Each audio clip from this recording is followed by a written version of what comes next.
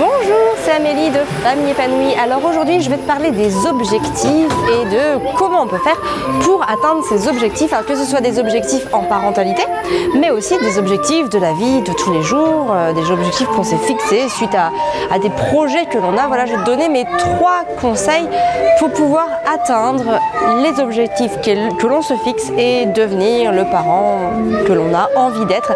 Et en toute fin de vidéo, je t'annoncerai une grande nouvelle.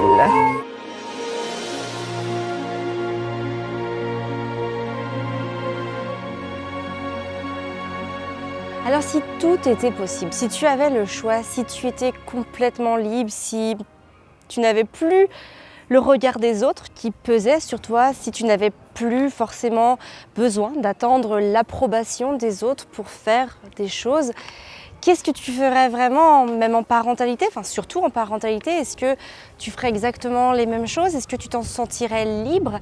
Est-ce que tu oserais faire certaines choses? Qu'est-ce que tu oserais faire? Quel parent serais-tu si vraiment tu te sentais désoppressé de tout regard, de tout jugement, de toute valeur, si tu n'avais pas peur de ne pas rentrer dans le moule, si tu n'avais pas cette conviction qui te dit non, il faut faire comme ça parce que tout le monde le fait et si tout le monde le fait, c'est que ça doit être bien. Voilà, comment te sentirais-tu? Dans quel état d'esprit serais-tu?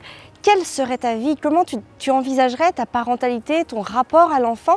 Et voilà, et comment tu le vivrais par rapport aux yeux des autres si tu te sentais la force de, eh bien voilà, de contrecarrer toutes les choses qui viennent, tous les contre-arguments, tous les jugements que peuvent venir faire l'entourage, les proches, les moins proches, bref. Comment tu serais? Quel parent serais-tu? Ça, c'est une question importante à se poser avant de pouvoir poser les objectifs.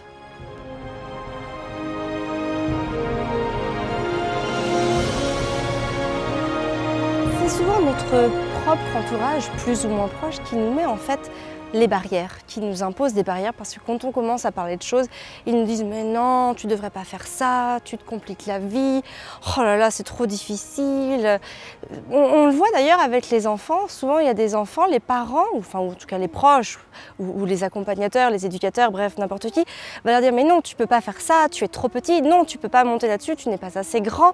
Et en fait, du coup, on décide à l'enfant, pour l'enfant, si c'est possible ou si c'est impossible. Et c'est exactement pareil pour nous. Les gens décident si c'est possible qu'on le fasse ou si c'est impossible qu'on le fasse.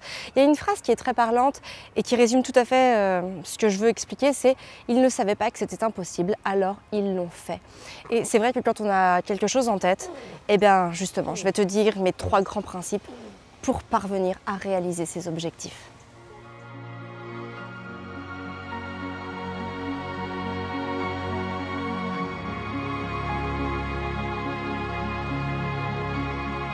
Alors la première chose qui est importante, c'est d'écouter son inspiration personnelle.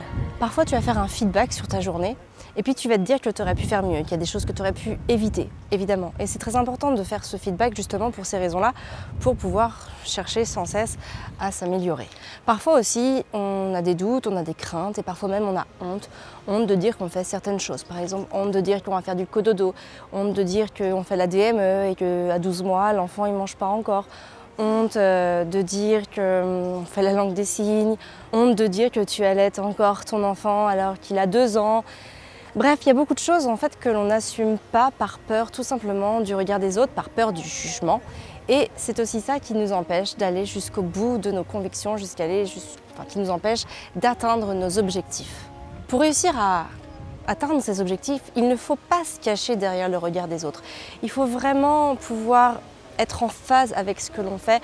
Il faut pouvoir être OK avec les décisions que l'on prend. Ça, c'est très très important. Il faut poser les intentions pour se rapprocher de ce qui nous anime, de ce qui nous inspire. Parce que c'est en suivant ses propres inspirations que l'on va pouvoir réaliser ses objectifs tout simplement. La deuxième chose, ça va être en parler. Alors en parler, oui, mais aux bonnes personnes. Parce que, comme je l'ai dit tout à l'heure, on peut en parler à certaines personnes qui vont être des freins à la réalisation de nos objectifs. Donc par exemple en parentalité, on peut se trouver des groupes de parentalité, des cafés pédagogiques, des rencontres avec des parents qui sont dans la même osmose que nous, qui veulent en tout cas parvenir aux mêmes objectifs que nous. Et en parlant avec tous ces gens-là, eh ben, on se soutient, on s'écoute, on se réconforte, on se motive les uns avec les autres.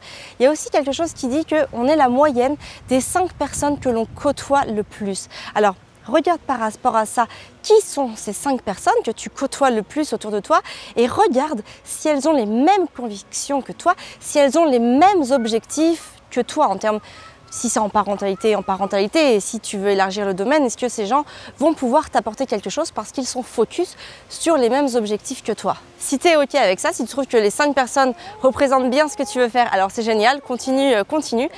Si malheureusement tu te rends compte qu'il y a un décalage, alors dans ce cas-là, je t'invite vraiment à pouvoir rencontrer d'autres personnes, tout simplement à t'ouvrir. Je ne te dis pas d'arrêter de côtoyer les personnes que tu côtoyais, mais tout simplement d'essayer d'élargir ton cercle d'amis, de proches, de moins proches, en tout cas d'élargir le cercle pour pouvoir trouver des gens qui vont être dans les mêmes choses que toi, dans les mêmes convictions que toi et qui vont pouvoir t'apporter quelque chose, qui vont pouvoir aussi nourrir tes objectifs. Et enfin, la troisième chose qui est très très importante, c'est qu'il va falloir créer une ambiance positive pour pouvoir amener un changement. Tu peux par exemple lire des bouquins, tu peux écouter, regarder des gens qui vont t'inspirer, qui vont t'insuffler une motivation quotidienne pour pouvoir te dépasser, aller de l'avant et réaliser tes objectifs.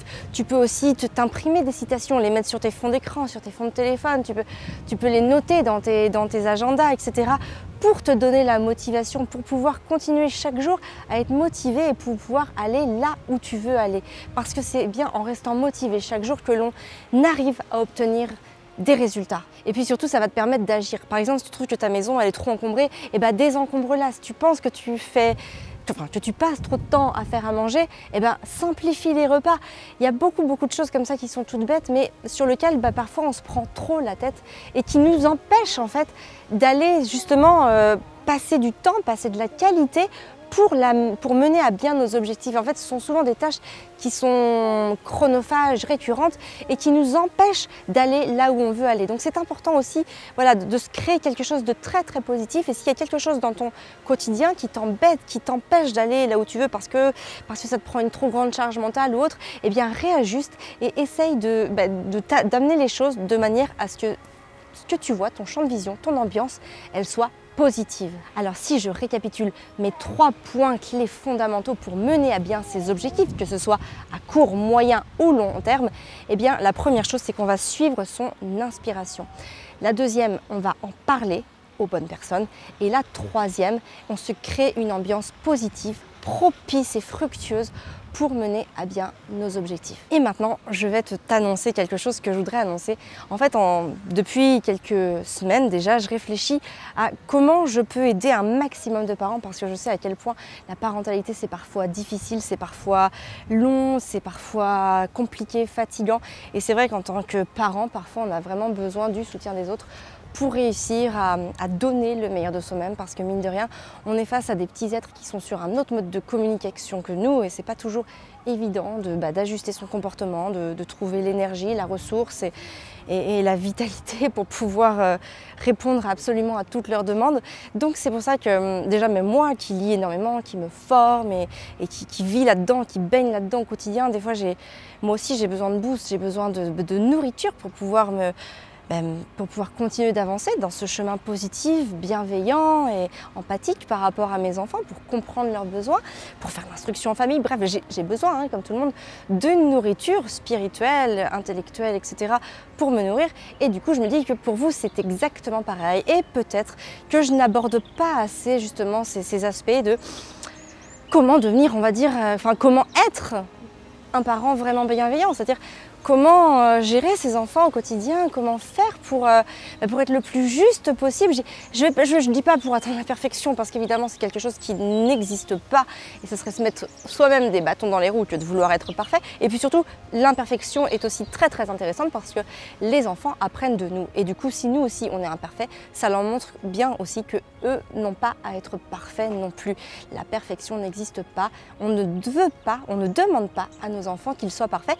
Par contre, on peut essayer de se rapprocher d'un certain idéal et en tout cas poser les intentions sont déjà un bon moyen d'aller exploiter cet idéal, d'aller le chercher, même si au fond de nous on sait qu'on ne l'atteindra jamais et il ne faut pas culpabiliser parce qu'on ne l'atteindra pas.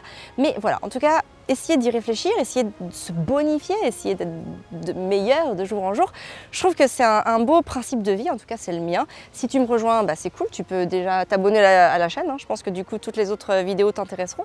Et en tout cas, pour en revenir à nos moutons, je vais te demander de me mettre dans les commentaires qu'est-ce que tu aimerais avoir comme conseil pour mener à bien ton objectif, pour être le parent que tu veux être. En fait, qu'est-ce qui te pose vraiment problème? Sur quoi tu voudrais vraiment être aidé? Qu'est-ce qui, au quotidien, t'empêche d'être le parent que tu voudrais? Quand le soir, tu es dans ton lit, tu te dis j'aurais pas dû gérer ça comme ça. C'est quoi? Qu'est-ce que tu n'aurais pas dû gérer comme ça? Qu'est-ce qui te pose problème? Qu'est-ce que tu as le plus de mal à travailler? C'est ça que j'ai envie de savoir parce que je veux vraiment t'aider au maximum. Et donc par rapport à ça, il faut que tu me donnes en fait les éléments dont j'ai besoin pour pouvoir te répondre. Pour conclure la vidéo et pendant que je suis dans les phrases qui m'inspirent au quotidien, je vais finir sur celle-là, c'est pour réaliser tes objectifs, aide les autres à réaliser les leurs. Et je trouve que c'est une phrase qui est très très parlante. Donc voilà, je vais vraiment t'aider au quotidien, je vais tout donner pour que vous aussi vous arriviez à vous dépasser et être ce que vous voulez être, sans culpabilité, sans pression, sans stress, sans rien du tout. On va faire ça tranquillement, on va se prendre la main et puis on va y aller, ça va être cool, on va le faire à la cool, mais on va bien le faire et surtout on va le faire jusqu'au bout. Voilà, donc surtout, n'hésite pas à me mettre tout ce qui te passe par la tête en commentaire, tout ce qui te gêne dans ta parentalité actuellement. Voilà, donc c'est la fin de cette vidéo. N'hésite pas à la liker, à t'abonner du coup si ça t'a intéressé, à la partager si tu sais que d'autres parents veulent mener aussi des objectifs comme ça de parentalité pour devenir chaque jour un peu meilleur et pour faire en sorte que nos enfants soient épanouis, sereins et puissent au moins avoir des clés positives pour rentrer dans le monde actif. Voilà, sur ce, je te souhaite une très très belle journée. Prends soin de toi et de tes enfants.